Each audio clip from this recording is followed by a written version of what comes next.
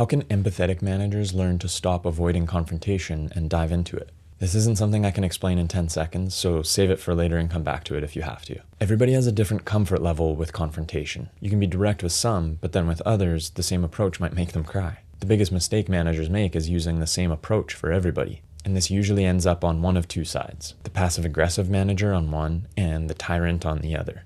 And staff despise both. For whatever reason, the restaurant industry attracts a lot of sensitive people. So managers learn to cope by either being extremely careful with their delivery or not caring at all about how they come across. That's two very opposite sides of the spectrum. So how do we find some middle ground here? First, on one side, we have to look at the receiving end of confrontation. Confrontation or discipline is usually interpreted in three different ways by sensitive employees. You're mad at me, you must not like me anymore, or I'm not good enough. So approach the situation in a way that rules out any of those negative thoughts, with your tone, your body language, and your choice of words, which leads us to the other side, being the one who confronts. The hardest part is that it is uncomfortable, especially if you're empathetic. You care about the other person's feelings and you don't want them to think that you don't like them anymore. This is where it starts with you and your belief system.